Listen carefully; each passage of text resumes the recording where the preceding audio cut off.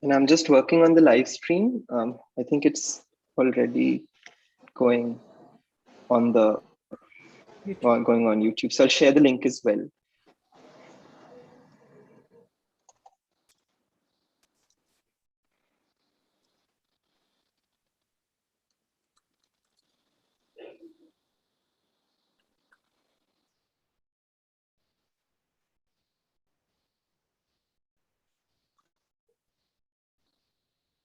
So I just gave the live stream link to all of you in case you'd like to tweet about it or something, and I'll send it to the attendees as well now.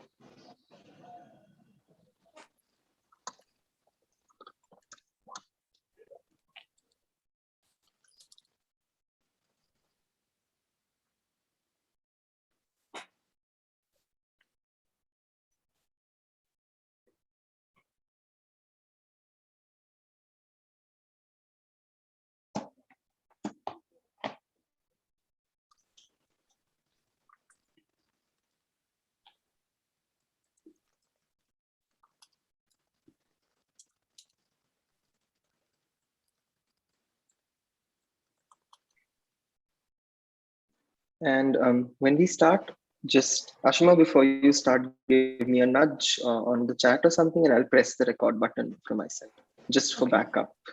Okay.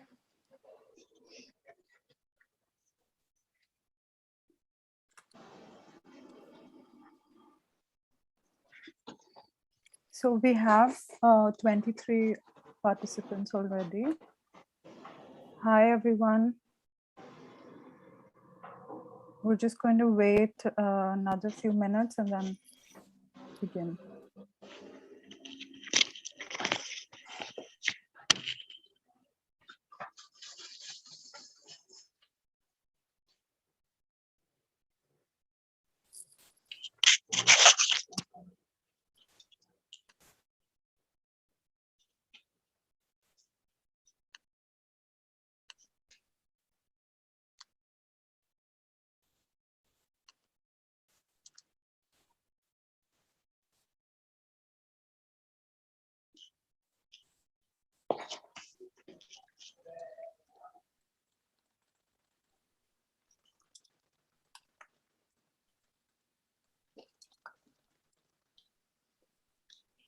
Just a minute and then we'll start. Right on time.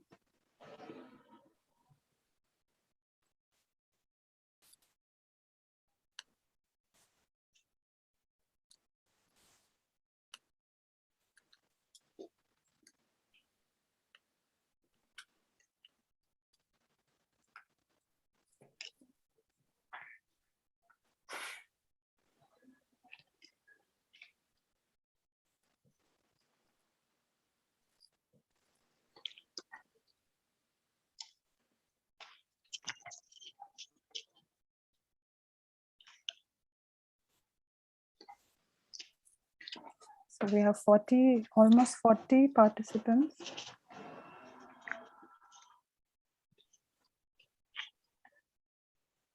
Of course, everyone's, please feel free to use the chat box, but we hope to maintain some kind of respect for one another. So if you feel something very strongly, please refrain from abuse of language, and we can discuss what you're thinking about, but please have some kind of responsibility while using the chat box. Okay, so with that, hi everyone, all the 47 participants. Thanks for joining. We're going to begin now, and we hope more people will join because we've had a lot more registrations, surprisingly. So welcome, good afternoon, and I hope you're having a nice weekend. And we do really hope that it's about to get more interesting because we're here to talk about some important things. So Shay, we can begin recording and broadcasting. Sure, thanks. Okay. And before we begin, I want to thank you all again for joining, and especially our participants for their time and all the food for thought that they're going to offer for us.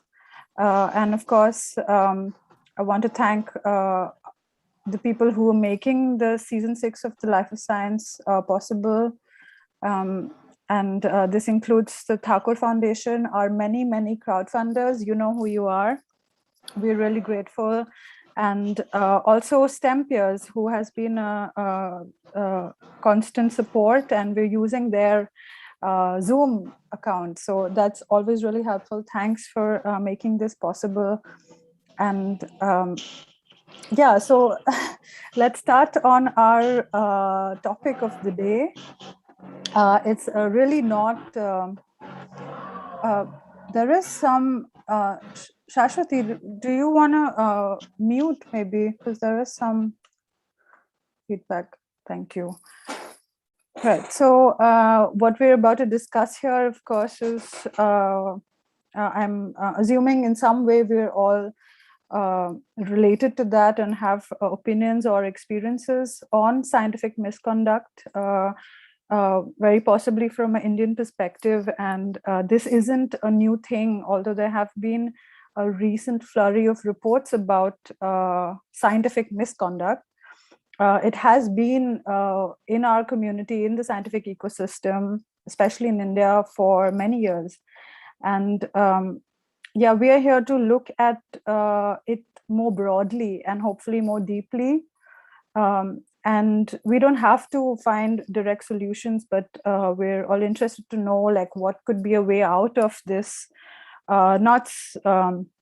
this divorce from what we think good science is. And actually, in just some reading that I did, I found in the early years of when I started reporting on science, India, the predatory journals in India was a very talked about topic. And a study, in fact, that looked at papers between 2011 2017 found India to be rank number 11 on scientific misconduct. And also another study that looked at predatory journals found that most of them that they looked at are from India. And a Tribune article from 2009 starts with the line that scientific misconduct is India's new habit.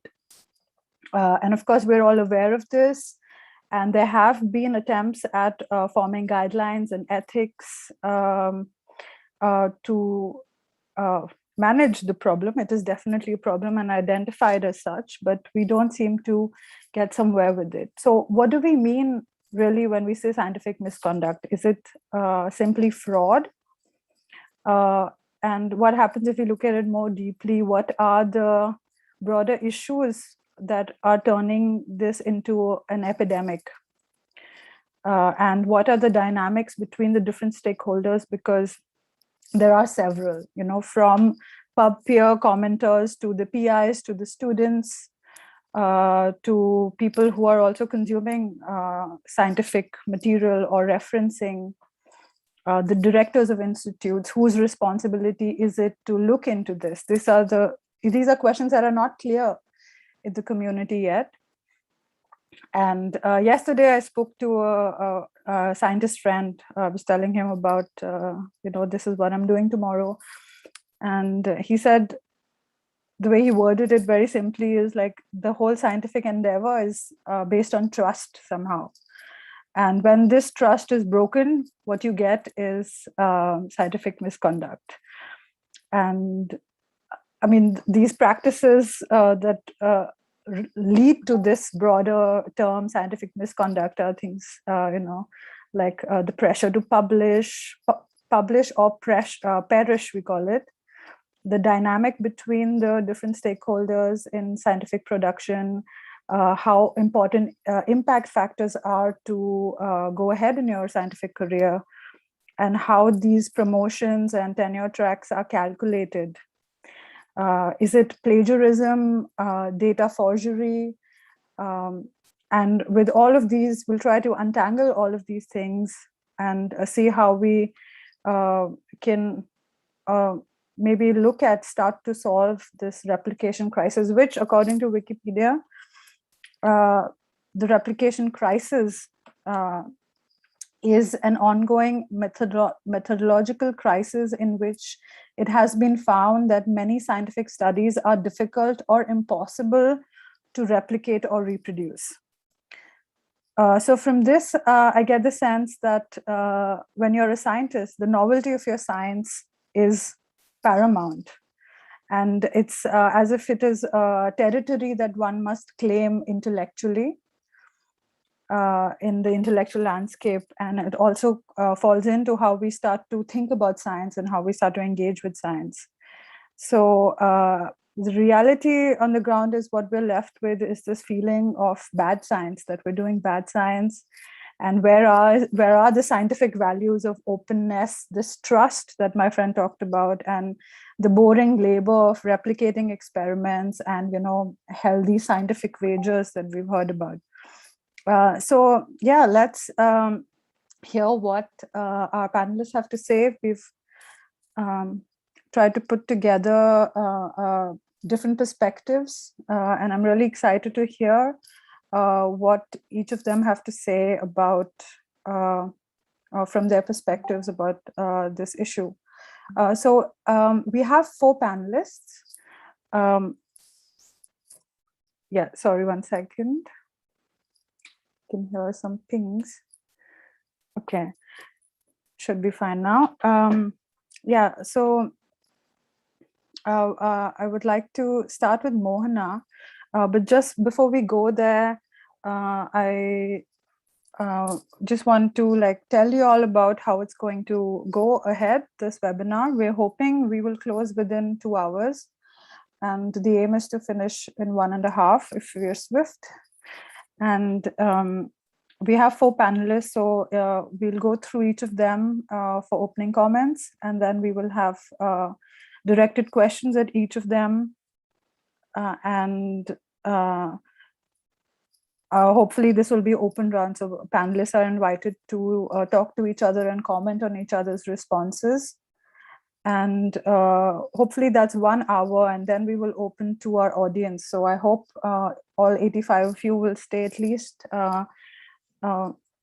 after beyond the 1 hour. So I'm reminded I should introduce myself. I'm Aashima. I'm one of the editorial members of the feminist science media project called thelifeofscience.com. And Nandita and Sayantan, my colleagues, are also here. And they're at the back end, and we're all working together.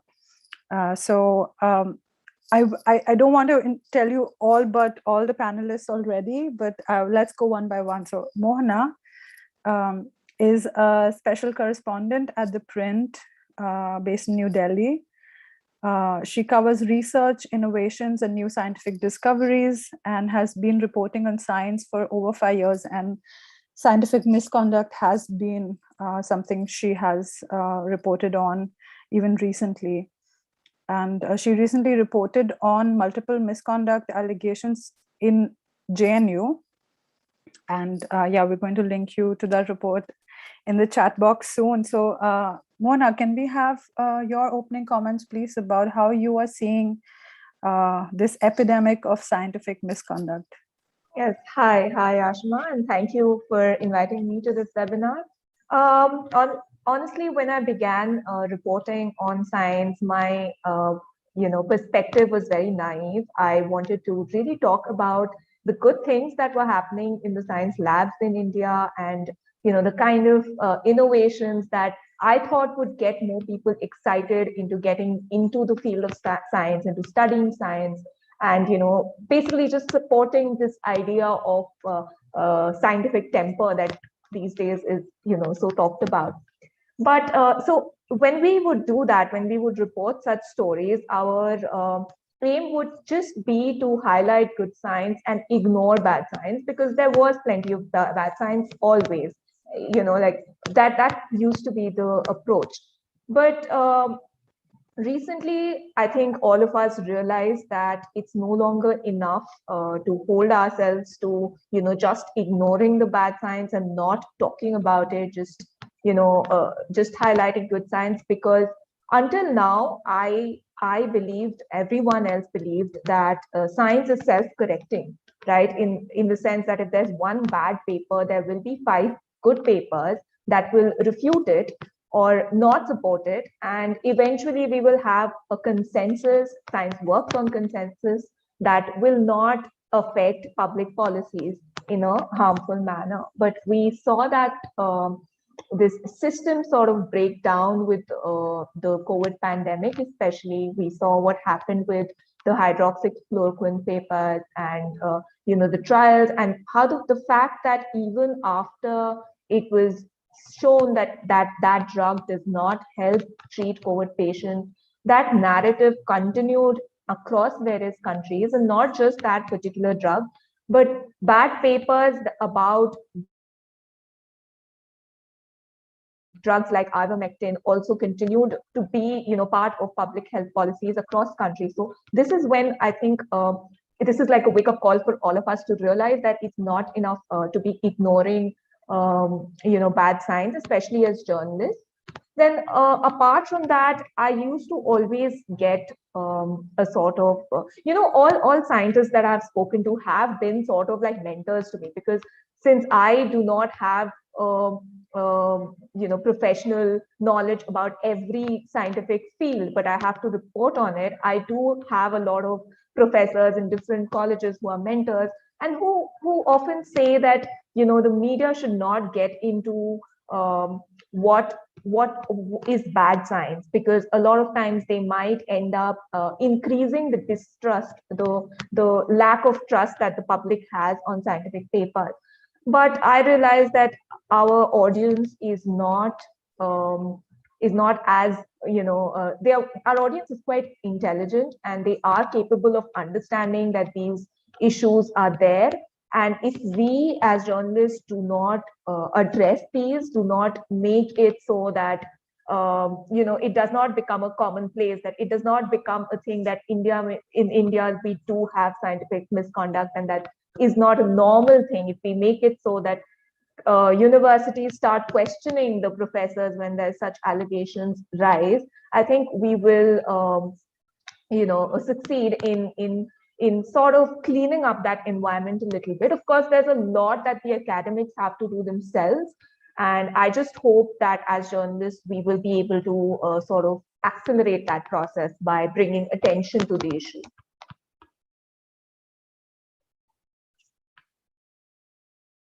Right. Thanks for those comments, Mona. And we really appreciated that, how you're going forward with this. And I think you're right with COVID. It has become even more complex. And yes, I mean, I want to also ask you about, like, as a journalist, how you, while reporting on it, what are the things that are important to make? But of course, the important question is, like, who in the end is responsible? Right. Yeah, but let's come around and let's now go to Sarbari. Yeah. Hi. So, fine. No, wait, let me please introduce you. And Sarbari Bhattacharya is currently Associate Professor at the Department of Physics in Bangalore University. She joined the university in 2007 after pursuing research in France and Germany.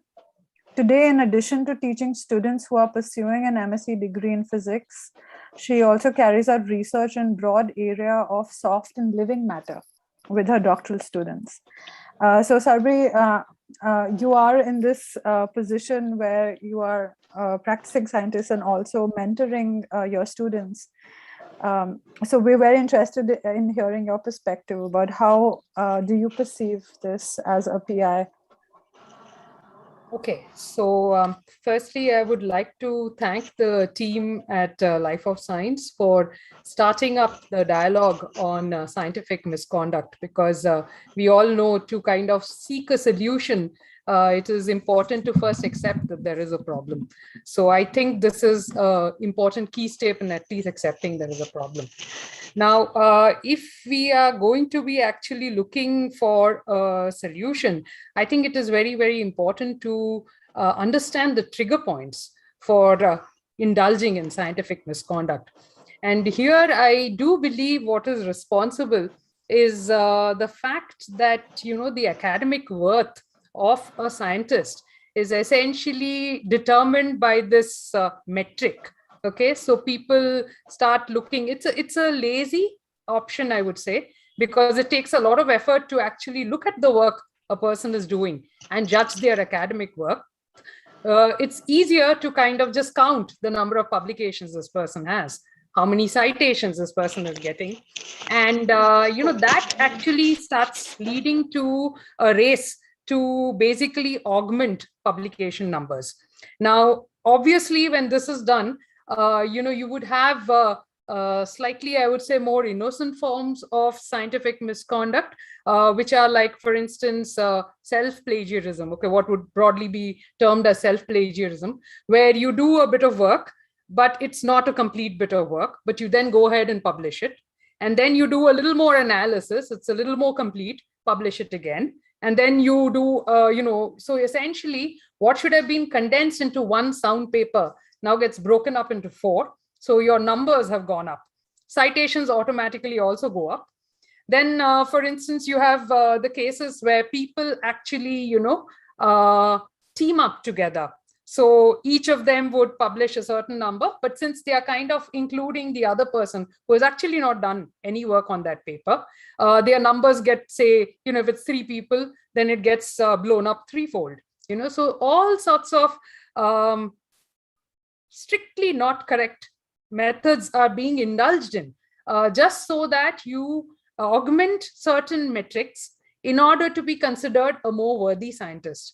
And I think it is time that a serious look is taken at this to see whether this is the only way we can judge a person's academic worth. It's not an easy thing to do, but I think it has to be looked at if we want to really stop this menace of scientific misconduct. And as was very correctly mentioned, that the whole thing of science works on trust. You break trust, you have done insurmountable amount of damage to the kind of work that can actually progress. And this is not something that just stops with the person who has done the damage. It has a roll-on effect. So I think it is important to start looking at it. And I think identifying trigger points is an extremely important thing, so that you can start stemming the rot where it actually starts. I mean, that is where you can seek a solution. If you identify what is causing scientific misconduct and then stop it. And I think predatory journals are again a fallout of the same thing. People need more number of publications just to be thought of as a good scientist. So it's a big issue, I think. Yeah. Some really good points there. Thank you, Sarbari. And I think the trouble then is if the trigger points are the practices of science itself, right? There are trigger points that lead us to making these decisions, or the fraud is manufactured somehow, but these trigger points itself are the way we are practicing science. So to separate ourselves or seek a solution would be to subvert how we do science, and quite right.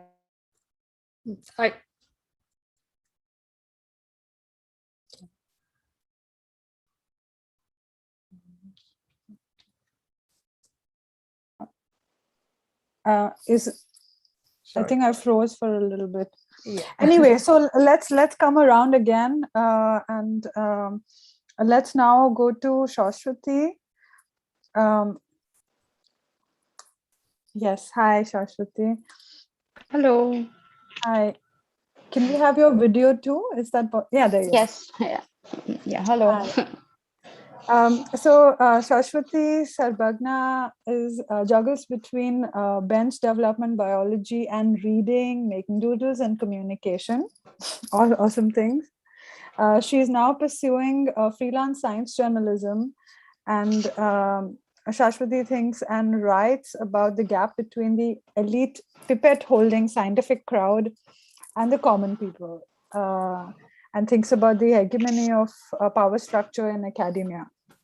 That's really interesting how, all the things in your introduction, and I'm curious to know also, as somebody who worked in a lab recently, or how do you perceive from your experience in a biology lab especially, how has it been and how do you see scientific misconduct? Okay, thank you everybody. Thank you especially the Life of Science to give me this opportunity. I've never been on this side. I've always been on the other side listening to webinar, but this is my first time and I'm really glad that you gave me the opportunity. So before we talk about research misconduct, I would like to tell that we need to take a step back and talk about research ethics, about the system of research ethics. So back in my school, I'm talking from experience, I went to a very strict convent school, and I would say sisters telling us that don't copy your laboratory notebook. When we used to write the practical, girls used to love to copy each other's because that was so easy. Our sister used to say that it is not, how can you have the same observation? We shouldn't be copying each other. So we never understood what is this. We never questioned this, and there was not much about it. I went to college, it was the same practice. One person would write it from somewhere else and we all would copy it. It was a parcel copy. Again, it went to university. And when I went to university, I went for my first internship to an institute as glamorous, I say NCBS. And they asked me to do a research ethics course to get entry pass into the institute. I was like, wow, this is going to be cool. And that course was taken by this very eminent professor called Mukund Tatai. And I will tell you what a course it was. It made me sit and think about ethics, about what is ethics. Ethics itself is a very big subject. And it made me realize that you cannot just copy anybody's work without giving acknowledgement, without giving credit, without giving references. The whole system of ethics. And I remember one word that still rings in my ear. I think I can imagine Tatai speaking in that lab, Professor Tatai, and saying, science works in the best of faith. We will not come to micromanage you, but we need to have you in the faith. And you know that 30 minutes course was the most, the most beautiful thing that happened in my life. And I realized that why this course was given to me at so late stage of my life, to inculcate the feeling of ethics, to have this ethics culture in you, we should be given long ago, probably when we are in our school. So this is the first thing, the first gap where school, education, college, they don't give us course on ethics. It should be the role of policymakers, and we journalists should talk about it, that ethics should be a mandatory course of the curriculum. We should be taught that this is not something, at certain age of 24, you cannot be all righteous and all great, right? It takes a period of time. We are so used to copying things. It's so easy. Just show me, I'll write it down. It's so easy we do that. So suddenly you become righteous and you come to PhD and grad school and you become all good. That does not happen. It will happen through course of conduct, through your home, through your training at home, through your background, through your school. It has to be a collective society thing. And this should come at a very young age. Second thing, what I think is the huge gap between common people and people who do science. People who do science are somehow, I feel they're in a bubble and they're not ready to communicate. Probably I know a lot of scientists I've done intern with, they're fabulous scientists, but they cannot talk, they cannot communicate. So there is a lot of gap between the common people. Now, when you cannot communicate with common people, the common people think, oh, what the science people do, we don't understand. There is a lot of gap. They don't understand what's happening. And as a result, that leads to pseudoscience, that leads to misinterpretations, that leads to all fake weird things. Because when there was Corona, and I know studying life science was something that people generally don't look good upon it. And like everybody was like, you have to do maths, you have to do physics. These are the prime subject. Who studies life science? But life science became one big science because of Corona. I think so. Because of Corona, everybody started talking about life science and how important is life science. And when I went to my home, I thought everybody was talking such weird thing about viruses and mRNA viruses and vaccine. Everybody knew everything about it. And they were all speaking wrong information. They were misleading information. And that was one I thought that it's so important that we as a scientist communicate to these people, break the wall of these all misinformation. And how do we start it? It has to start with confidence. People has to build a confidence with the people. People have to start feeling in confidence with the power in science. And scientists there should be a dialogue. There should be a bridge which helps in communicating them. You cannot expect all good scientists to also be good communicators, and we don't expect all good people also listening to science. So there should be something that barricade. There should be more television programs. There should be good programs. There should be more scientific talks that help us talk, which is nowadays pretty much going in big cities, not in small cities. So we should have more these things. I think so. Science communication should be a important part of the curriculum in school, colleges, everywhere. There's more outreach. There's more things. Secondly, talking about this entire science misconduct thing, and I think it's completely unfair and to blame a single party. It is a cumulative effort. See a young women PI. So I'm taking it's a feminist forum, so women PI. She's already 35 or like 30 when she comes back to open a lab. She comes up to settle. She has to settle her kids, her family. Let's assume everything. Then she's under again on the pressure that within 5 years, whether she'll survive or she'll not survive. If she survives, good. If she doesn't survive, again, uncertainty. You've already taken certainty for a long period of time, your PhD, your postdoc, your master's. Now, again, in job. I mean, the amount of pressure that must be building on that women is really high, because she knows that in 5 years, if I don't publish well, if I don't publish, they'll throw me out. So how do I survive? Immediately when the PI, the head of the organization, has pressure, it will percolate to the students.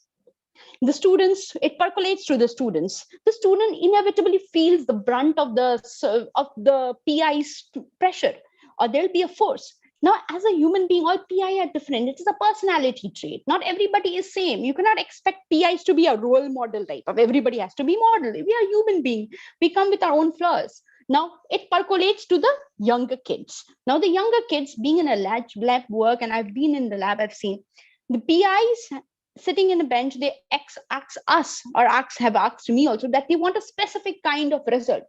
Now, students, when they get a different kind of results, which doesn't match the hypothesis, there is a constant, there's argument. Some people are good, they just argue, they talk, they find a way.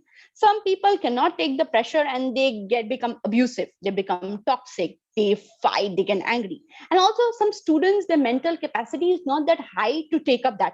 Let's also take into example. So when when this combat becomes a little more stronger, the child thinks, okay, what is the solution I have? The PhD student, suppose you're a PhD student is as glamorous institute as Caltech or Cornell, and you've got there after a lot of hard work, and your boss is really angry at you. And if you don't produce a certain kind of result, there are chances of you being kicked out of an institute as glamorous as Cornell. What will you do? The child thinks, I have no other option. My life is doomed because I will leave this institute. I won't get a recommendation. And my career is wrapped up. My career is doomed because I also want to, before I wrap up, I also think this is a thing in academia. Children think that they're trained to think there is only one way: graduation, master's, CSIR, NET, and then PhD, then postdoc and PI. People don't want to think that science can be done in multiple fashion. There are less of career orientation courses in institutes. I've seen people who do PhD and they start applying postdoc. I mean, why? Why do you apply postdoc? What will help in a postdoc? So it's important that we talk. There are multiple career support groups. That let's talk about what all can we do. It's not necessary everybody has to be PI. And it's important to have support system. It's also important to have peer support group. If you are being in problem, if you are being harassed, if you feel that you cannot take up the pressure, go and talk to a group. There should be a communication system building up in the institute. That, okay, I am having this thing, this is telling me this, my boss is telling me to get to replicate, I'm not getting this, how do I communicate? And there should also be mental health and effective mental health support system in the institute for the young PI. who are especially young, who are coming with, especially women. I feel them, they're so vulnerable. And especially for the young students and also the first generations, the people who come from trans or queer or interdisciplinary or the Dalit community, everybody should have a very good, strong, support system, a safety net to go back to. Thank you. Well, thank you for those strong comments. And thank you especially for mentioning the practical journal, which I don't remember as anything except a copying task, right? And from this practical journal where you just copy from your from this one person to being a student who has to now publish or perish, there is this hierarchy, as you mentioned, the net and the exams that we have to take. And that brings us very neatly to what I'm really curious Ayush has to say, because Ayush comes from a science education background, and they are currently associate professor at Homi Bhabha Center of Science Education in Mumbai, which is part of TIFR. And before, they were associate research professor in physics at the University of Maryland in USA. And Ayush works in physics education research and engineering education research. They're also interested in the role of ideologies and power in learning. So Ayush, please, could we have your perspective on this discussion? Thank you so much, Aashima. Yeah, I just want to start by a shout out to some of my colleagues, Erin Soar, Brandon Johnson, Andy L.V., Chandratarpan, Angela Little, and Pathagat Sen Gupta, who have sort of like shaped my thoughts on these issues. Just taking a step back, typically when we think about scientific misconduct, we often think about a person or a small group of people. And they are breaking some norm, like how research is done, like they are, quote unquote, cheating or copying or plagiarizing, making up data or misrepresenting it in some way, some form of lying, not telling the truth, right? So some kind of that we peg as fraud. And I think that the previous panelists have already sort of like widened our lens to say that instead of really thinking about it only in that limited way, we need to think about the institutional and the structural issues within science, right, that are producing these behaviors. And they peg various things like the competition, the extreme pressure to publish, the fewer chances to fail, the extreme hierarchy in which only the people at the top, have access to more resources. And so the various ideas of professional success, for example, are creating a huge amount of pressure. And the institutions, because they gain from those professional success, they incentivize exactly those kinds of high pressure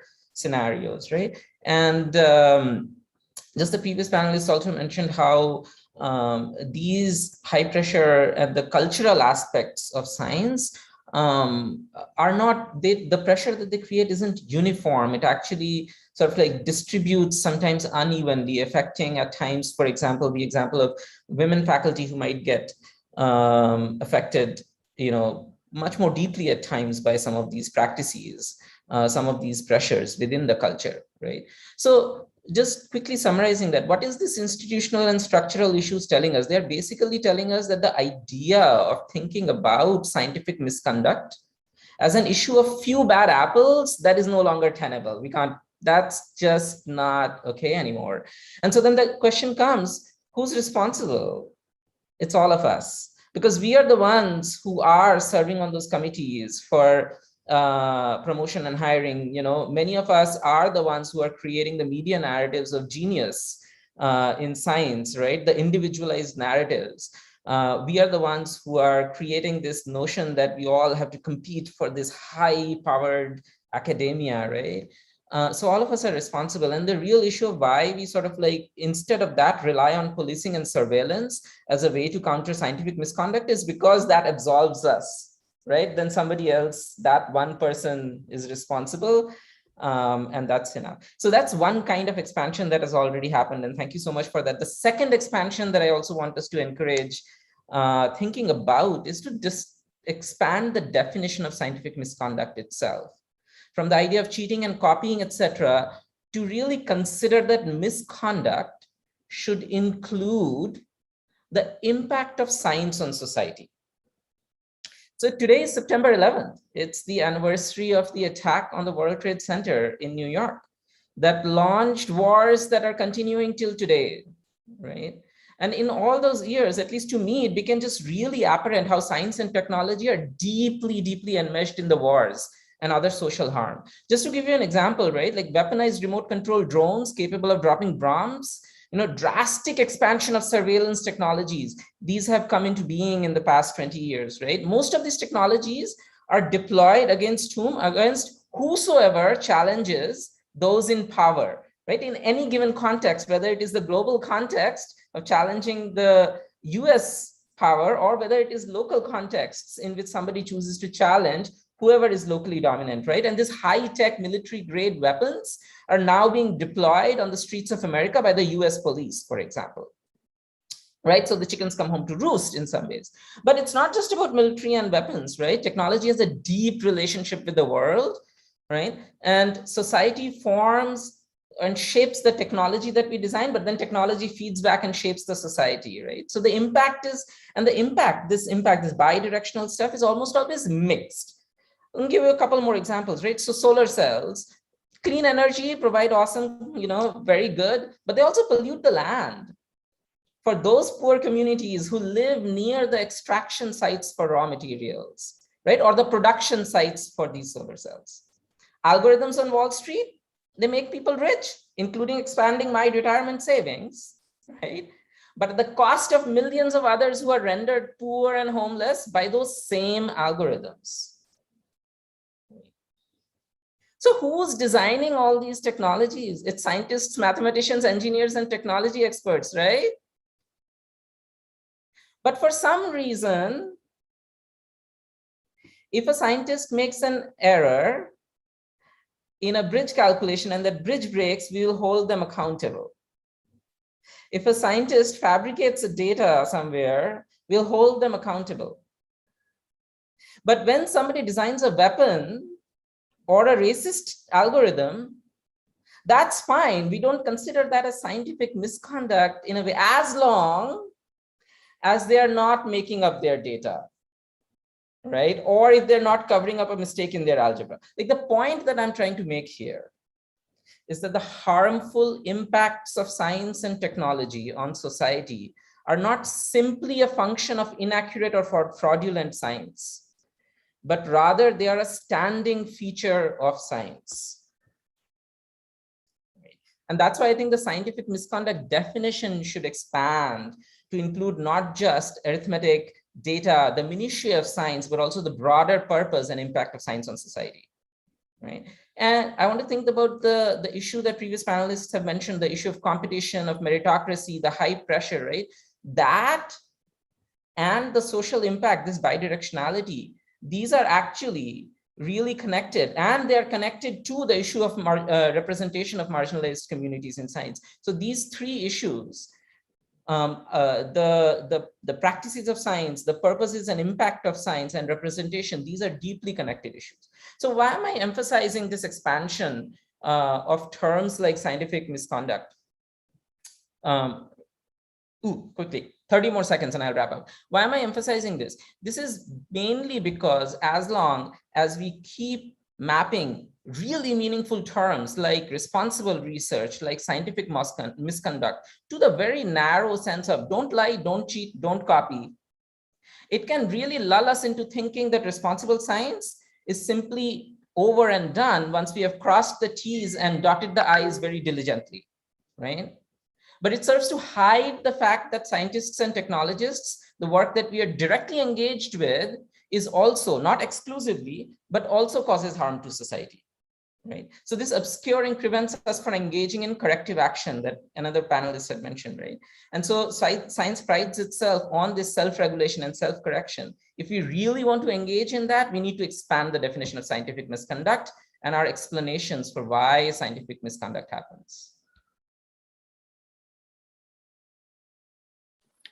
Really, thank you, Ayush, for this great insight that we might have even missed completely, if not for you bringing it up. Now, since we're going into the second round now, I invite everybody to really contribute to the discussion. But the first question, I just want to take forward what Ayush already started with. I mean, I'm curious, Ayush, to like pick your brain a little bit about, like, yes, scientific misconduct needs to be broadened. But also in that process, I have a feeling that we will end up reframing what science itself is. And do you think that this can happen? Like, of course, in science communication, we have journalists here and PIs, but also while we're doing this practical journal that we're copying, while we're learning science, while we're teaching science, could you offer a perspective also from education? What kind of vocabulary can we use to start reframing science so that it's doesn't lead us into this technocratic space we are in? I mean, I'll give very quick comments and then invite other panelists to address this too. But yeah, I think the content of science itself will need to change, right? Like, we cannot imagine that we can keep doing the same science that we've been doing, but somehow the impact will change, right? Like, that's not going to happen. So what we'll need to do is to really come up with ways that we can do socially responsible science, right? And some of that would need to involve actually talking honestly about the various ways in which, when we do an action, that it can have positive impact, but can also have negative impact simultaneously, right? But sometimes these impacts will visit different communities, right? Not uniformly, but non-uniformly. They will impact different communities differently. And then how do we take that into account in the design of our science itself, right? And what science we as a society think is worth doing or not worth doing, right? So that's the way in which I think science will change. And it'll take collective action and a lot of hard work. Right. Thanks for that. Does somebody else want to have a go at this question about how we can end up changing this, and what new vocabulary we need to not only talk about misconduct, but science itself? Okay, so I have a comment. See, the problem is that, when you want to start thinking about the impact of what science one is carrying out in the lab, it is very tough to envisage what use it can be finally put to, especially if you're doing basic sciences. Sometimes that end result is not at all clear to the person who's doing it. So, it's pretty much like, getting a knife ready and having somebody actually kill a person with it rather than cut fruit. Okay, so this is the typical example. So science that way per se, I don't think really has a soul. And in some sense, it is there is a need for education, indeed, to make people realize that certain actions can have, bad consequences for society. But I think for a person who's actually doing science in the lab, that end use may be so far away that I think it is sometimes extremely difficult to even see it. So how do you actually guard against such a thing is not something which is very evident to me. So in some sense, while yes, I agree that, the science that you do in the lab should not be put to bad use, the point is it so easy to see that end, stretch it out that far, extrapolate it to that extent? And believe me, in that case, perhaps every kind of science you do, you can see a bad end, because finally it's the user, who determines what use it can be put to. So you could use science for something wonderful. You could also use it for something absolutely horrible. So I think, there is a need for ethics, but I'm not sure that can be actually implemented at the stage, at least very effectively, for each and every kind of science that is being done in the lab. So, I do perceive difficulty in that sense. So right. This is my comment. Ayush, would you like to respond to that? Sure. My quick comment would be that I'm yet to see a grant in which scientists haven't touted the good that will result from their work. And so if the impact is so hard to measure, then how can they count the good that will come out of it and not count the harm that will come out of it? That's one of my thoughts. And I agree that it's really hard, but scientists have done really hard things. And so I believe that they can do this really hard thing also, mapping out the multiple ways in which there can be cascading impact, not in a deterministic way, right? Like I don't mean that you can deterministically map out the impact, because of course it's going to be a highly complex adaptive system. So there's no way that we can map out everything. But I also don't want to give up on the first point, partly because then I feel we should also say that science has no good impact. But I'm not sure that the scientist community will be willing to say that we don't have any good impact. Okay. Shaswati and Mohana, do you want to weigh in?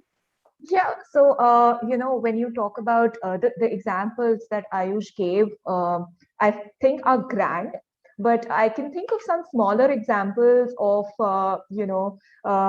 scientists sort of knowing where their research will lead, because which scientist in India, for example, say, would refuse of funding from, say, the Department of, Defense?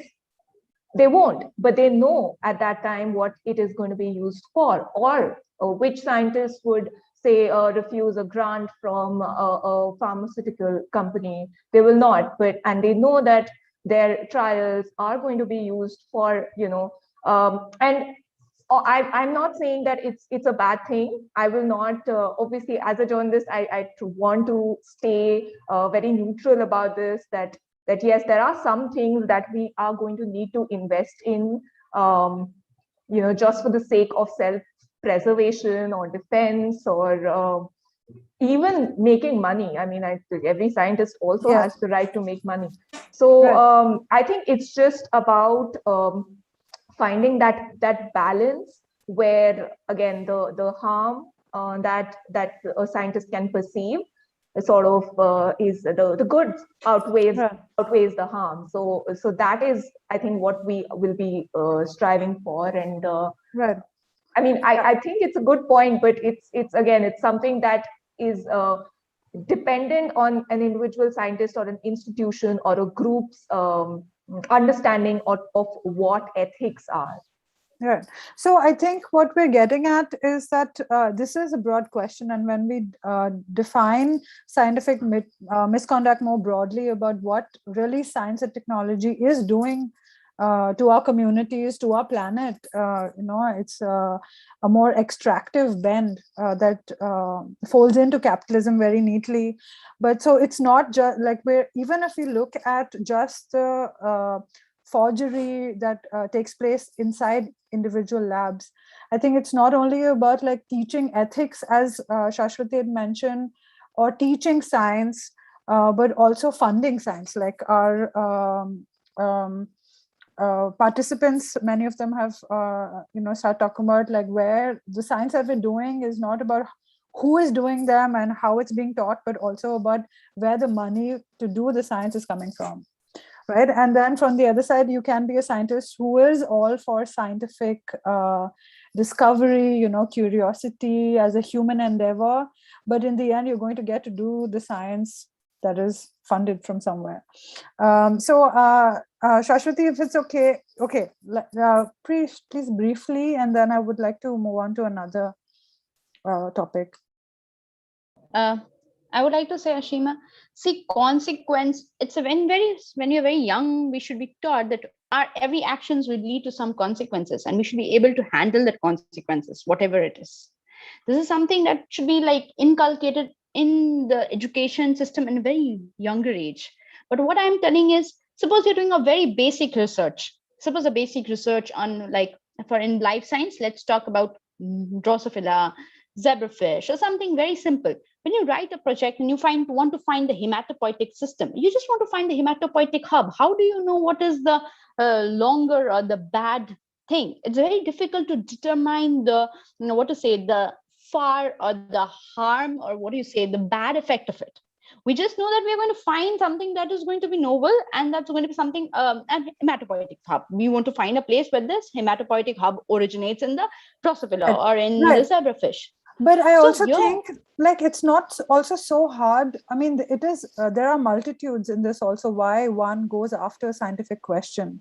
You might be, if you're looking, it might be, say, to cure a disease. that a population is affected by. But it could also be bringing a product into the market. So I think why we are pursuing one research question can be thought about. Maybe that is something that should be in the fold of our ethics while we're talking about plagiarism. Yes, Sarbari, please. One way, one way we could, I think, avoid pitfalls would be to actually continue having public funding for scientific research. You see, then you're accountable to the public. But if you start accepting money from, let us say, corporates, and this is, I think, something which is, a huge thing which is happening in the US, where, the corporate, of course, has, an agenda, right? They want somehow their products to be ratified by the scientific research. And in which case they actually can have this role of, playing up those results which actually show them in a good light and playing down those which don't. Okay. And, sometimes you can have absolutely skewed results, like, no relation between, let's say, cigarettes and lung cancer, or, children who consume candy actually weigh less than ones who do, who consume. Yeah. So essentially, you could have absolutely skewed results come out. So I think it is extremely important that when a scientist goes for funding, there are, the government funded thing is the main thing that a scientist would go for, rather than going for corporate funding or for funding from, essentially defense organizations, which obviously want you to build weapons. There's no two ways about it. So I think perhaps that pitfall can be avoided if there is government and public money engagement in what science research is happening. Okay, yeah. So I want to like backtrack a little bit and maybe also think about the questions that maybe a lot of our participants, especially if they're early career or scientists, they're thinking about. And for this, I want to go to Mohana and start and hear from her at first about when, say, data forgery or manipulation out of these motivations that we've been talking about take place. Whose responsibility? I mean, I know Ayush said it is all of us, right? Very rightly so, it is us. But the institution, of course, we look up to institution to have these ethics trainings, but also when a case like this happens, who does in the end take note of the perspective from the students, the grievances from the students that have been reported, or even things like pub peer comments, like who is going to tackle those? Mohana, please, your thoughts. Right. So it's interesting that you brought this up. So there was actually a detailed, 10-year-long investigation that happened over an Indian scientist's work, which was published way back. And this is the question that basically came out of it: that who is the person that can actually take action? Whose jurisdiction does this fall into? So this is basically in BMJ, right? So where they had, in 1992, there was a paper by Dr. Ram B. Singh, and that paper sort of triggered a whole investigation that went on for 10 years, and in the end of it, there was really nothing conclusive. There was no conclusive, proof of misconduct, but there were certain lapses. Now the question is that researcher is sitting in India. The paper gets published in BMJ, which is being edited in another country. The peer review happened somewhere else. So who is the person that we, and this was a private practitioner. It wasn't even, linked to an university or. So I think to begin with, from what I see right now, is that there is a huge role that universities themselves have to play in basically setting their ethical system, setting down the guidelines, and making sure that the people that are working in that university are aware about what is acceptable by the university and what is not. I think that is the first, the checkpoint that we can really create at this moment, because otherwise the global system that works on trust, that's what you talked about right in the beginning, that only works as long as there is no intention of misconduct. When Shaswati was talking about ethics and sensitization to ethics and learning about ethics, that is all there. I mean, I would, like a person who is ethical to begin with will probably not, indulge in scientific misconduct willingly. Maybe they make a mistake, there's an inadvertent error, they by mistake publish in a predatory journal. If you leave that aside, there is always an intent, and a person who is willfully doing misconduct is, circumventing all the guidelines. They are breaking trust willingly. So these are things that will need to be, addressed by a so-called authority, someone who has the ability to take action against that individual or that group, to dissuade others also from continuing with that process. So that is one of the first things. We've had UGC bring out this list of journals, right? But recently I did another story where we saw that even that system of, where India sort of puts its Scopus journals as one of its as a benchmark, that okay, these are the journals where if you get published, it's good science. But we are now seeing what we call is hijacking of journals, where a legitimate journal's name is being used to sort of hoodwink, and they sort of basically mimic the original journal, and scientists end up paying to get themselves published there. Now, if you just think about it like that, when I talked to one of the researchers who got their paper published there, they said that they were not aware that this was, because they saw that this is listed under Scopus and they were not aware. I spoke to some other people as well, and what they had to say was that a person who was going to, who basically sent their research to this paper, which is a very low impact, journal, they knew from the beginning that their paper would not meet the standards of a high impact journal. So somewhere they were aware of the quality of that paper. So that is why they went for that journal. Then I myself, wrote to the email ID that was available for that particular journal, and I immediately got back an automated response that said that my paper had been accepted and I had to pay a fee and my paper will get published. So it's funny, but it's also very, very alarming to think that, that's how easy it is. And this paper is mentioned in Scopus because Scopus does not, that list does not get updated in real time. So these are things that, the university, I feel, needs to address first.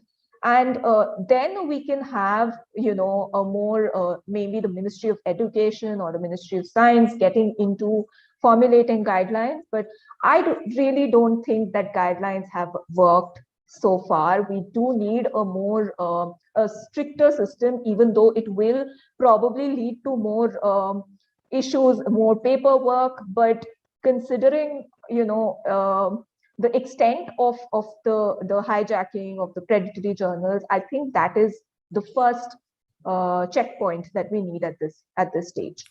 Right. Sarbari, would you? Okay, Shaswati, please go ahead. You're muted. Sorry.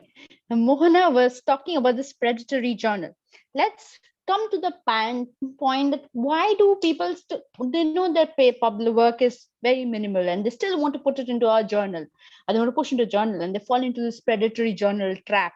Let's first come to the fact, why are they so into that craving of pushing things into whatever journal they get? They just want publication, because publication is a yardstick for promotion, even in UGC colleges or PSC government colleges, any colleges. They don't care about whatever journal you want. They just want to publish any. Let's not talk about the elite research institute.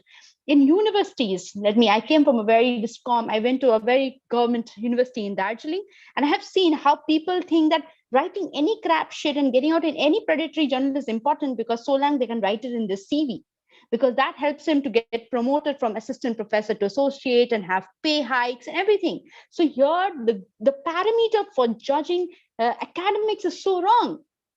The parameter should be changed. If you want to judge people only by predator, suppose you want to apply for a government college position in anywhere in India, and you have a UGC net LS, you know what is the other thing they look for? They look for journals. So people are like, anyhow, they're in a hurry to push anything out. Any random bullshit they get, they want to push it out.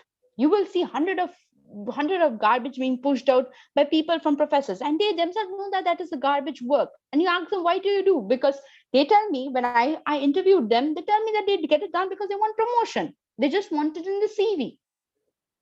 So if your intent is wrong, how do you expect them to do correct? No, the predatory journal thrives. It's all supply and demand. This predatory journal thrives because we want demand. You cannot say predatory journals are bad when there is always a supply. Demand is always high. Yeah. Everywhere you apply. Nowadays, even to apply in a good university in US, they're asking us to have publication. So if I'm a master's student, how will I have publication? So of course, what does the student do? They write any garbage shit, they write anything, and they put it in a predatory journal. They just pay some money and they get it done to get it into their publication in their CV, so that they can get forward while they're having publication. So this whole publication system, you have to have publication everywhere. I've seen friends, let's talk about this neighboring country, Nepal. My family is there. And I've seen people who get in bachelor's, they get papers. I say, how did you get papers? In bachelor's, I didn't even know what is paper, how to write paper. They say, no, we have to go to abroad, USA for a PhD. And for getting PhD, after better GRE scores, you need publication also. I said, it's so stupid that you're expecting from a bachelor student to have a PhD paper. So of course they will do predatory journal. So I don't think it is, you can put a fault on predatory journal at all and say predatory journals are wrong. It is the system. It's a systematic failure of it. So the tools of science itself are unscientific somehow. The way we arranged it for you to go forward itself turns you into anti-science, into anti-science practice. So I want to now go to Sarbari and ask this big question, which please all of you are welcome to comment on. And the question is really simple, like what are the factors that contribute to a scientist deciding to carry out scientific misconduct? What do you think it is?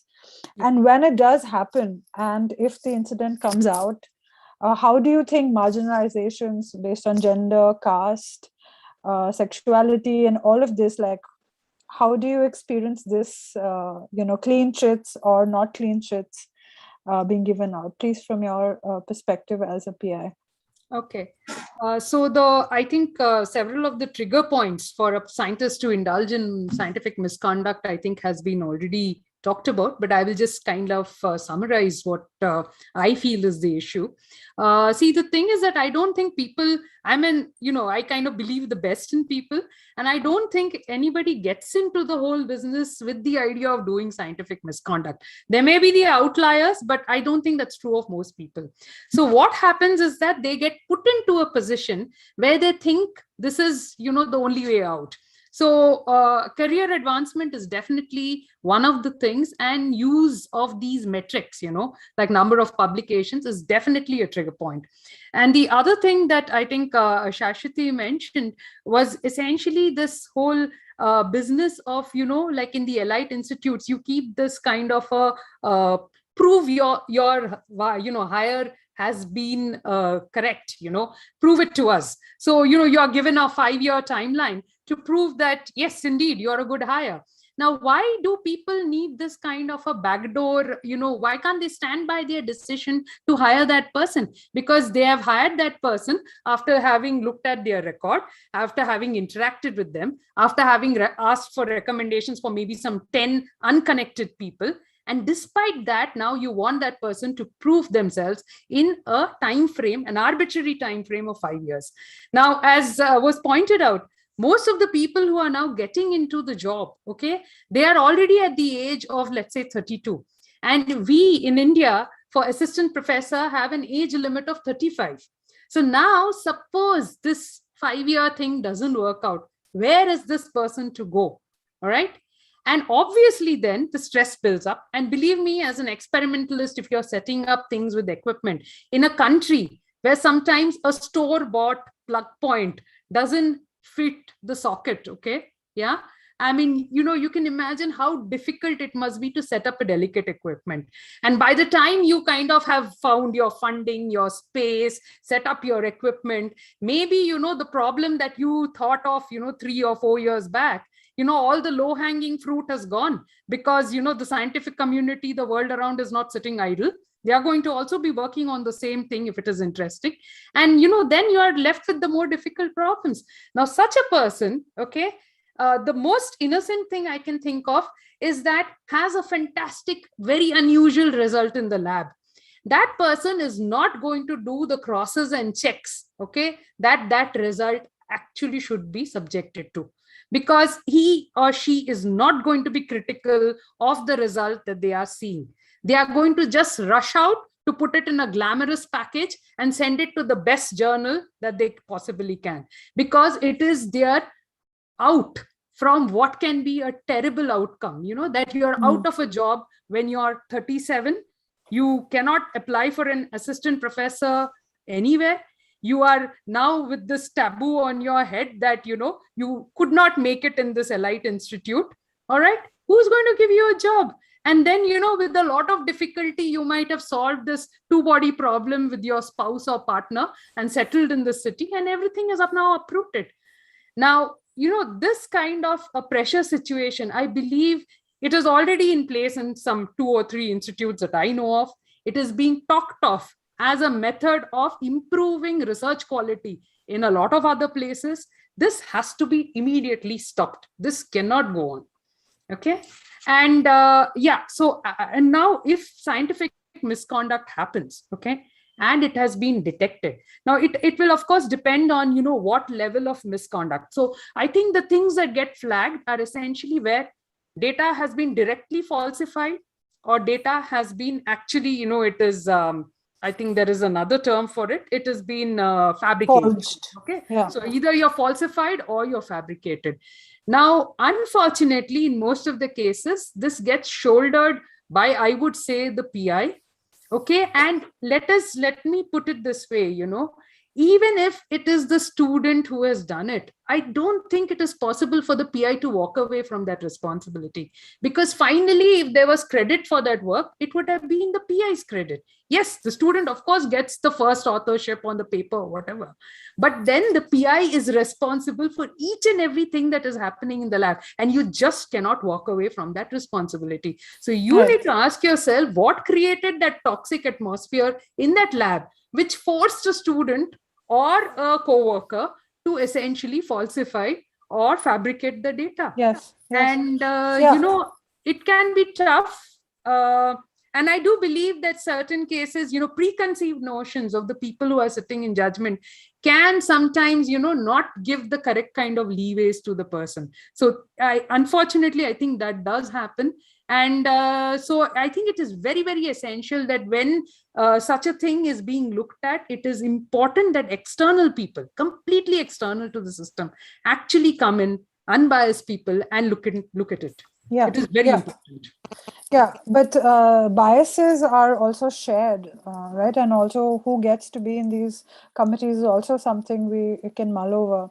I want to lastly, before we open to audience questions, I want to also get maybe Ayush or Shaswati to comment a little bit about, like, when these cases do come out, like who gets to have impunity and who doesn't, and is there some scapegoating that we're prone to in this environment? Aashima, when there is this misconduct, when there is a paper got flagged, and then journalists put it up in the newspaper, and we contact. It's always saying that the younger colleague or the student is to be blamed. This blame game is to be stopped. It cannot happen because a paper, suppose you make any, if a student makes any experiments, first they have to go through, there's a lot of levels. You have regular lab meets. You need to show your data to your boss. So your boss sees that. Then the boss writes the paper. So he has, or she writes, she has all the data. She has, or he has all access, the boss has all access to the data. Then there is an editorial process. The editorial process is also there to check. How can you still blame the younger colleague? I mean, it's just pathetic when they say that the younger colleague just ran away or the younger student just flew away. How irresponsible are those statements? And you want to believe that. And you know what? The student, when he is thrown out of the worst horrible thing is a younger student. You are flagged that you have a bad paper. Your paper has been retracted. Immediately what happened? You have to leave the lab. And once you leave the lab, your life, you are burning bridges in academia. Nobody is going to write you your recommendation letter. And for here, we have this spider web called recommendations letter. So anywhere you apply, they would ask you your past boss to write you a recommendation letter. So you have to, apparently, your boss and you are not in bad terms. You're in bad terms, you're not more civil. So that person doesn't write you a recommendation. So you have no other options to thrive in academia. Just imagine after 4 years of working in the lab, 4 years of dragging every day into the bench lab, now you have to just stop up. But the PI definitely has some better safety net. She or he will automatically get placed in some other institute, some other places, some other university, low-rung university. Most of them get placed out. Let's assume that in India, there are only 3-4 institutes that have this 5-year tenure track system. In that 5-year tenure track system, let's assume that 20 people were like fired because of this performance. That means all 20 of them have been placed in some or other institutes. Maybe they are lower rung or mid-rung universities, but they are universities. But if a child is being caught, has been given a blame that you are being responsible for 4H or for data manipulating, you are kicked out of the institute. And who does the person talk to? Where is the mental health support system? And the mental health support system in the institutes are absolutely broken.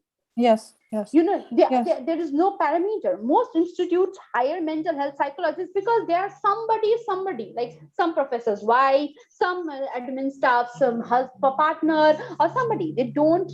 There's no test. There's no parameter for recruiting these psychologists. I've written on Twitter that most this psychologists are random women that pick up. A lot of institutes do that.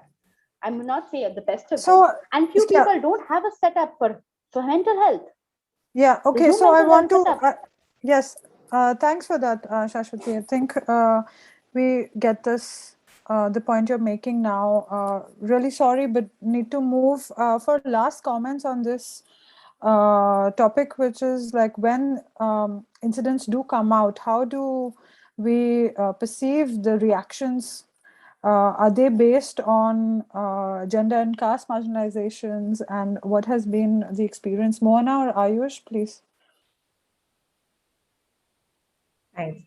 So, okay, you know, I without going too much into that particular story from JNU, I do think that you know the presence of power it pervades everything. You know, like how we report a story, how science is done within the lab.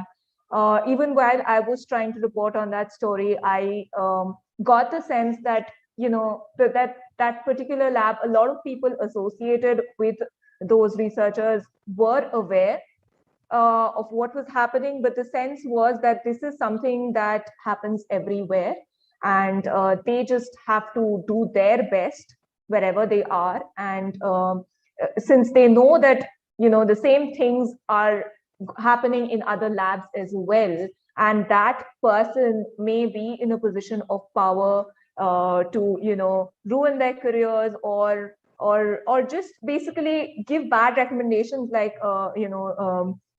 like you said just a while back.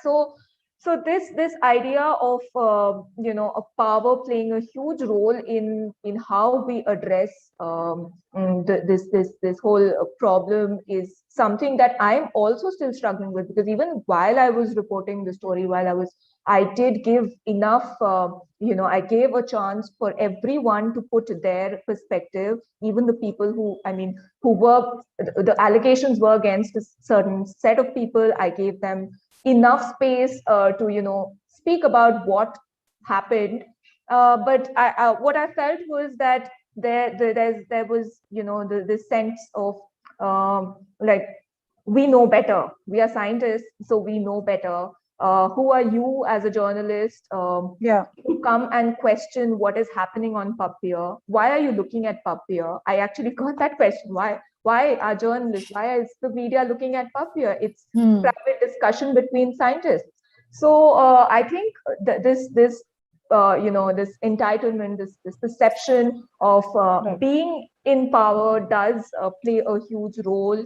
So that is something that I think it's present in all sorts of fields, and it's a much larger question, and it's not limited to academia at all. For sure.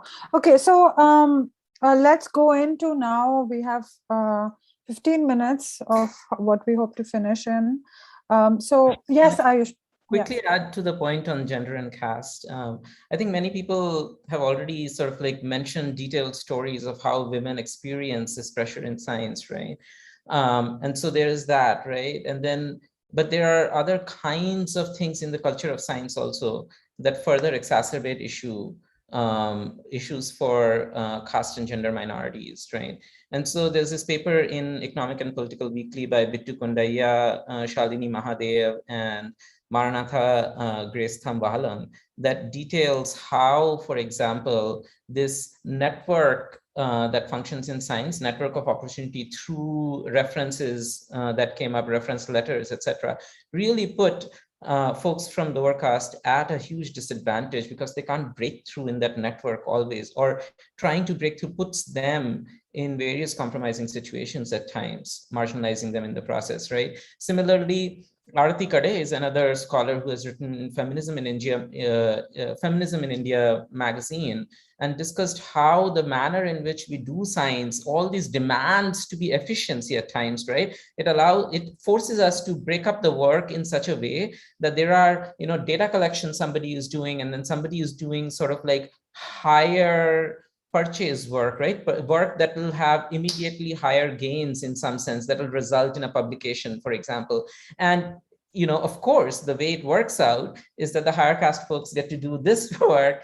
And in Arti Kade's article, she mentions how sort of like the data collection work, and this was in the context of social science, was getting distributed to women from lower caste, and then they don't get the same opportunities going forward. But the story of science is replete with many such examples. These are just two.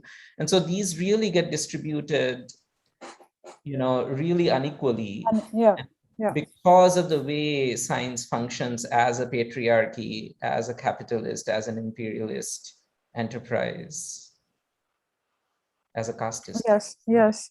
So thanks for bringing those papers up, and for the audience, do look into this, because there's only so much we can discuss in this time, and I'm kind of feeling the hurry now because I really do want to get to the audience questions. So the first one we'll start with is a broader one, and we're curious about how the panel can respond to this. Please, I would ask you to be brief as possible. And the first question we have is, caste is one important factor when thinking about building an inclusive Indian scientific ecosystem. Any comments on this?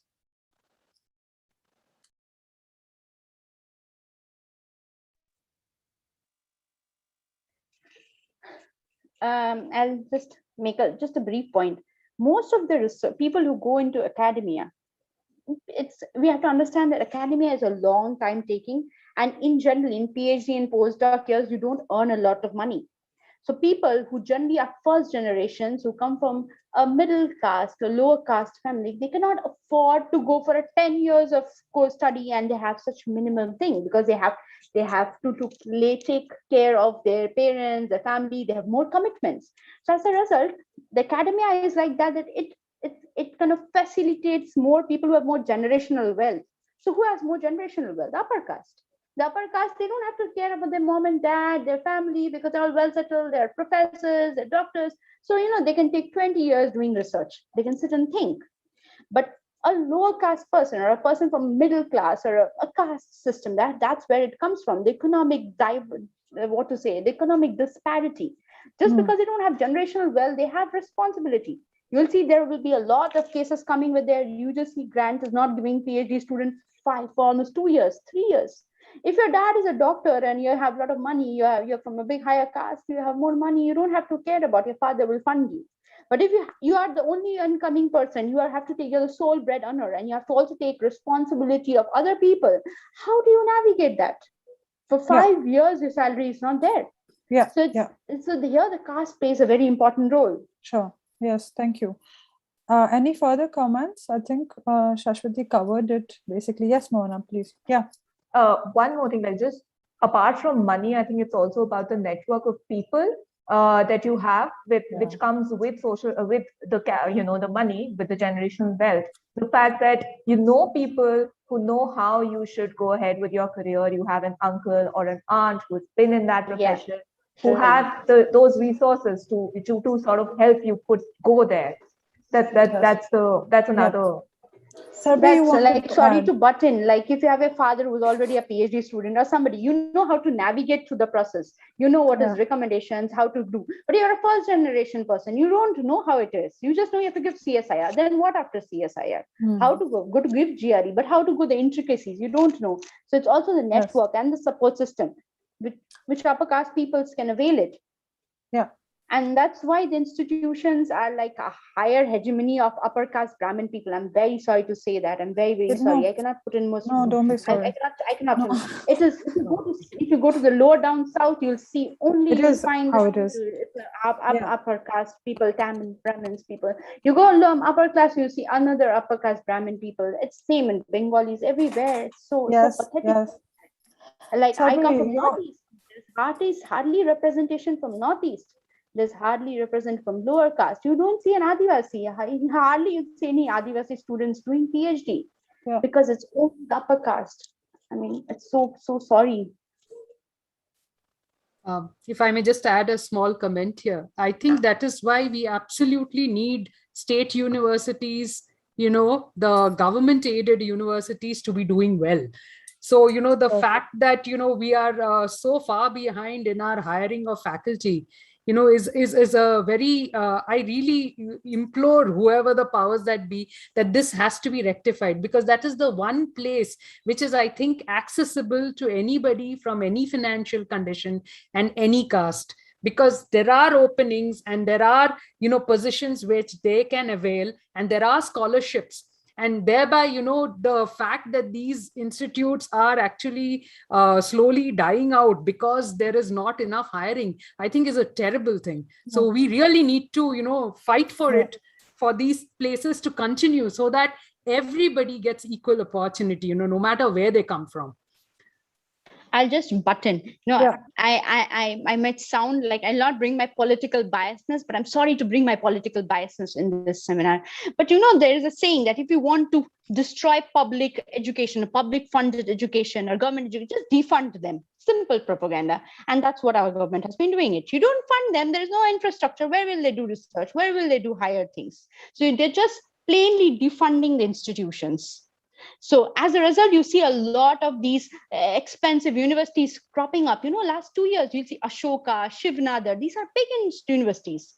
These private universities are coming up, which can afford, they have high pay structures, and they can pay this huge amount of money for it. And as a result, people are more rich, they can move there. So you see. Yes. So let's go on to this very interesting question that has come up.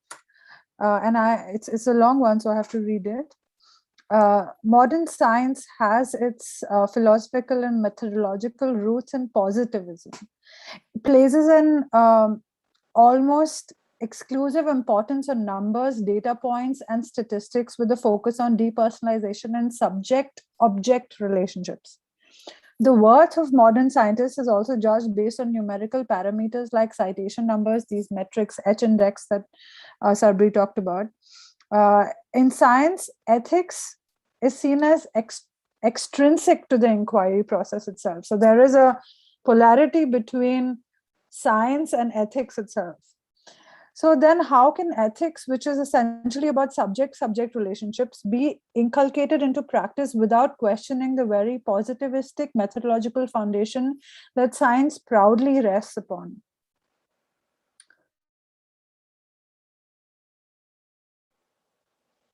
On this? So if I may say something, I think Shaswati already had a point that, you know, the grounding in ethics has to probably start from school. You know, the fact that it is not okay to copy your partner's journal, okay, in your lab exam. But, you know, again, it has another thing that how many schools actually have good labs, you know, where you could actually tell the kids to go ahead and practice their individuality. Our schools are in really sad shape, you know, I mean, especially the school that practically any kid can access. So I think it has to start there, but then you need to repair the condition of our schools. And then, you know, it becomes a habit. And it will not be thought of as something, you know, outside the scientific method. So now, unfortunately, we are doing it as a part of our PhD graduate school, where you have a course on ethics. But this should be a part and parcel of our, you know, scientific culture, so to speak. So, and for that, you really start needing to repair the condition of the schools itself, you know, so that there are good labs, there are good working equipment, and there is a teacher who's trained well enough in ethics to kind of, you know, inculcate the kids in that. Yes, so it's a long story, and I think we need to go back way behind, you know, not talk about it only in the research aspect. Yeah. Yes, Ayush, comments? Yeah, my only comment is I think that the comment writer nailed it. Yeah, I agree. Okay, so I want to go to the third question, and this one is from Prashant. And they're asking, even without publication being a requirement for promotions, which is unnecessary to evaluate one's fit in a university, what is wrong with aspiring to be published? There is no wrong in being aspiration to publish, but that should not be your main ultimate goal. Your orientation should be like, if I get a good data, it get published, it's all right. But since publication becomes the main agenda of your promotion or your career advancement or anything, you start thinking that everything depends on publication. There's no harm in getting publication. There's no harm in having aspirations. It's good to have aspirations of science and having publication. But the fact that I need to publish anyhow out of anywhere and doing any garbage also, I need to publish because I need to survive in this academia is something that is wrong. You can, of course, have it. Yes. And I also want to say that this inherent craze for impact factors. I mean, I've met some scientists when I moved abroad, and I'm sorry to say this are mostly my Chinese friends. You know, they don't talk about this paper is good. They talk this publication, this is a 10 impact factor. They have literally like mugged up this impact factors on tip of the tongue. For every paper, they want to talk about impact factors. This impact factor craze is like, oh my God, it's the world. It's everywhere in the world. I'll just give a small thing if you don't mind. It's and I've heard in China, it is like if you get paper in NCS, you'll get immediately recruited into one of the best universities in Shanghai and Beijing. You get house and you get everything. We say that you even get a wife if you're not married. So that's the craze. That's a craze of this impact factor. That's how crazy it is. So that should not be there. I think so. If it's a good work, it will get cited. Right. Nothing will wrong get about cited. being published, Yeah. wanting to be published, but the craze about impact factor might be toxic. Sarbari, you want to add something? No, I just wanted to say that, publication is definitely a must, because, when you are taking funding from, let us say, the public, you definitely have to put your work out there, you have to communicate it. But the point is that when you start salami slicing it, or indulging in all sorts of fraudulent measures to augment the publication numbers, that's when it becomes a problem. But publication is definitely a part and parcel of scientific research. I mean, there is no two ways about it. So nobody is saying publication per se is bad. No You one have to publish. said that. Yes. So let's go on to question number 4. This is also from Anonymous, I'm guessing. This is how it reads. The few instances where widely reported misconduct does get pointed out comes from visible national institutions. However, everyday bad science happens in small state, local universities and medical colleges all the time. All is in caps. And many of these institutions have regimes that under no circumstances allow talking against professors or seniors, not implying that it's easy in national institutes. But how do we visibilize widespread misconduct in medical colleges, professional institutions? Sarbari, I think I think you should go first in this. Okay, so I had an idea, so the point is that, see, when there is misconduct that is happening, very often the first people who kind of figure it out are the young junior workers in the lab. All right. So, but then they are terrified of speaking out simply because, the consequences for them can be terrible. Now, the problem of speaking out is also that when you go on, complain to, let us say, another authority, the basic thing that happens is that, they are of the idea that action should be taken immediately. So then, of course, the whole thing becomes public and exposes this more vulnerable faction to, certain very bad consequences. And normally people are scared to do it, and it's completely understandable because nobody trusts the system, So for instance, you could be a person who recognizes that there is some scientific misconduct happening in another lab, and there is a junior person who's willing to even complain to you, but you are scared to take it up because who knows, even the junior person may back out later. So what is the way out? And one way I thought, if there is a chance of the person putting that on record without action being taken immediately. Okay, so it should be left to the choice of the person. So something gets put on record. Okay, and now it cannot aid this particular situation at this particular time. But now, for instance, there are repeated records. Okay, so some higher authority can sometimes, open these files and have a look and see that, hey, there is systematic, issues which are coming up with this particular lab. At that point of time, action could be taken. So, you could, I mean, it's of course, I've just kind of thought of this, and, it is not, I'm sure there are huge loopholes in this, but this could be perhaps one way of addressing, such issues, if an institute, of course, wants to take action. If the institute itself, the higher authorities, wants to put shit under the carpet, then it's a very sorry situation. So I don't know what can be done in that case. Yes. Because you need policing of the institute itself, but that's tough, right? But at least this kind of policing could be done within. Well, we do have organizations to do these checks and balances, but if they are optimal functioning, that's to be looked at independently, I think. So I want to pose the same question again to Mohana and add a second part. Mohana, I hope you don't mind. This was something we wanted to ask you. So here's the question again shortly. How do we visibilize widespread misconduct in medical colleges and professional institutions?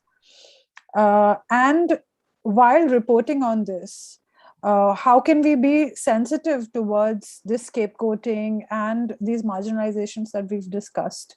Can you offer some tips to us science commerce about what is a good practice in talking about these things? So coming to the first question, like I have a lot to say about misconduct in universities that are not, the eminent ones. The thing is that I'm speaking from the perspective of a journalist, what my bread and butter is. So what I will see is I have in the past written about, misconduct in other universities, but if the name itself is not big enough, then people are not interested.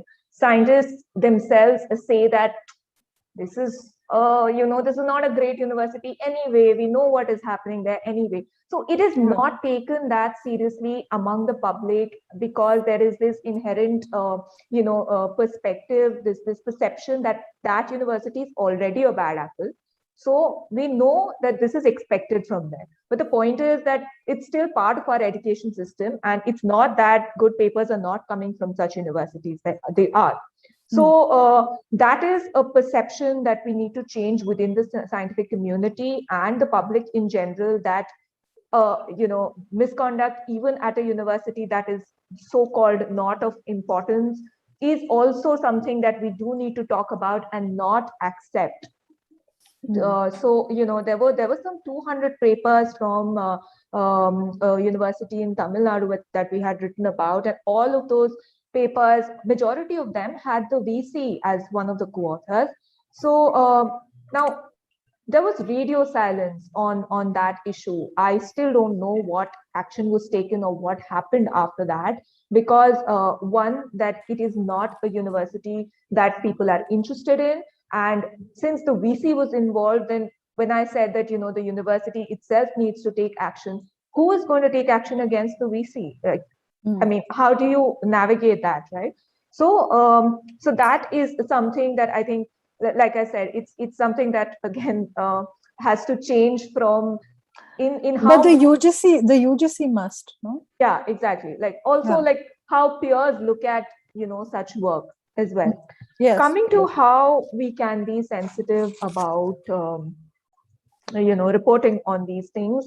I don't presume to be an authority on the subject, but I will just go by what I think is the correct practice, is to make sure that you give enough chance to every party to respond if you're writing about something, even if you are 100% sure that that party has done misconduct. I feel that you still need to at least give them the chance to put their word in any piece that you're writing. Whether how they choose to respond to it is basically what determines how they are involved in the whole in the allegations. The way they respond to the allegations tells a lot about whether or not they are accepting their mistake, or whether they are defending it. Have they willfully, it's basically just giving a chance to every party that was involved, no matter how much you dislike them. You have to keep your personal opinions and anything like their bad behavior towards you. Even sometimes you just have to put that all aside and just look at it from a person who is writing something, so that a reader should not think that you have only taken one side of the narrative. Yes. Again, I know that a lot of people will disagree with this, that this is sort of like a false balancing that act, that you give equal opportunity to a person in power to speak as you give to a person who's not in power. And a lot of times, like in my report, I was not able to get a lot of people on record, right? People who were scared, who did not have that kind of a position to be able to speak up. But the point is that eventually the way that person reacted and is still reacting is it tells us what is really happening. So I think we have to also remember that our audience is intelligent. They are smart enough to understand from a report what has happened and who may be at fault, and leave it to the people, to the experts, to the people who are at authority to pass the judgment, rather than concluding by yourself in that particular article that misconduct has happened for sure. Yes. So I think those are the points that I go by. Yeah, I want to add to this also I think it's also important to watch the backlash or the narratives that are coming once incidents have been reported, because they are, as Santan has reported, and you have also, who is at the center of this misconduct is defines how the community is responding to it. And of course, this is based on our casteist and sexist thing. There is the language that was used, for example, when plagiarism was accused for IIT Kanpur, Professor Sadarla, and what happened in the recent NCBS case and DNU case, the response that came out, it's because it's politics. It's because I've applied for a position. And so I think that's also important to be aware of the dynamic that we are receiving these narratives in. Yeah, so that was my... I would want to offer everybody very shortly, maybe 2 lines, if you want to offer at this point before we wrap up. I have something I can share. Yes. Okay. Very quickly, I feel like gazing back on the cultural transformation issue, the work of cultural transformation often is very mundane and happens in the day-to-day act. It's not glamorous sometimes. And so to the faculty who are listening, especially cisgender heterosexual men who are in roles of faculty, when you go back to the committees, that's where the work needs to happen. Don't just count citations and HNDCs, right? Challenge yourself to actually engage with the work.